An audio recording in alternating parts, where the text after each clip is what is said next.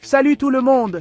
Les crises peuvent survenir au moment où on s'y attend le moins, mais elles ne doivent pas forcément anéantir vos investissements. Aujourd'hui, je vais partager avec vous 5 stratégies simples et efficaces pour protéger vos actifs, même en période de turbulence. Premièrement, la diversification.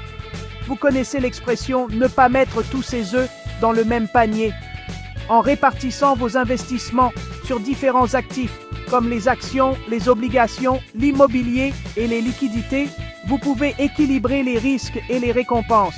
Par exemple, un portefeuille diversifié pourrait comporter 40% d'actions, 30% d'obligations, 20% d'immobilier et 10% de liquidités. Ensuite, parlons de la constitution d'un fonds d'urgence. Il est essentiel de conserver l'équivalent de 3 à 6 mois de dépenses dans un compte facilement accessible.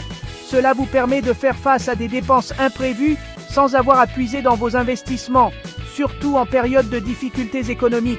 Troisièmement, la gestion de l'exposition au risque. En période de crise, il est judicieux de réduire votre participation dans les actifs volatiles comme les crypto-monnaies et d'augmenter vos avoirs dans des options plus sûres comme l'or ou les obligations d'État. Ajuster votre portefeuille de cette manière peut vous aider à vous protéger des fluctuations du marché. Maintenant, il est crucial de rester calme pendant une crise.